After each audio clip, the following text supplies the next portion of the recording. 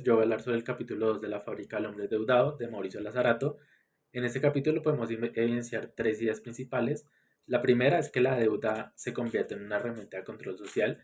Esto es porque ya no es solamente una cuestión económica, sino que a través de la deuda los individuos se vuelven sumisos y están dispuestos a aceptar condiciones laborales pues de pronto no tan favorables para no caer en insolvencia y pues seguir poder pagando su deuda.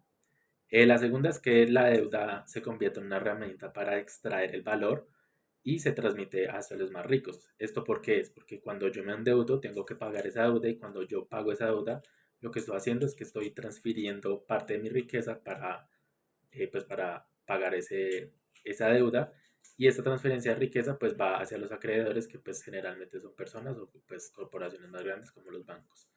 Y la tercera es que la deuda se utiliza como una mercantilización de la vida. Eso se da porque muchos de los bienes o servicios que están actualmente disponibles en el mercado son accesibles solamente mediante la deuda. ¿A qué me refiero? Por ejemplo, a una casa, a un estudio en una universidad privada, o diferentes bienes o servicios como un carro, por ejemplo.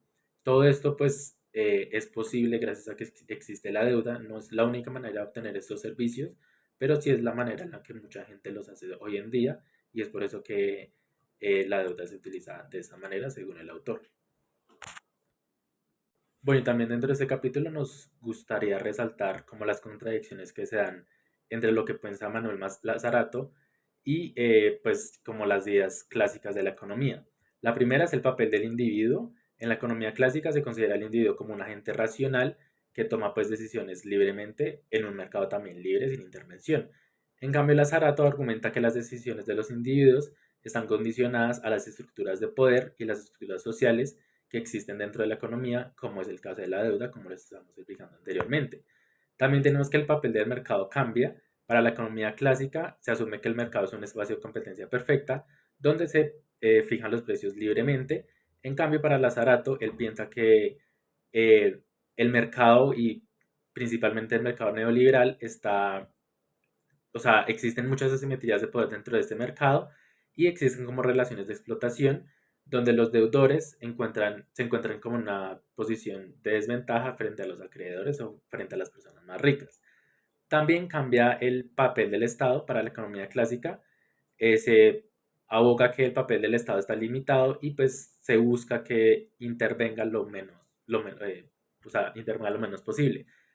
Lazarato, en cambio, muestra que el Estado puede tener un papel más importante dentro de la economía y puede jugar para como disminuir el papel que tiene la deuda como objeto de control social. También tenemos que la naturaleza del trabajo cambia. Para la economía clásica, pues el trabajo se define como un factor de producción que genera valor. En cambio, para Lazarato, eh, el trabajo se convierte en un tipo de mercancía que los individuos deben casi que vender, pues para poder sobrevivir y pues también para pagar esa deuda de la que estábamos hablando anteriormente.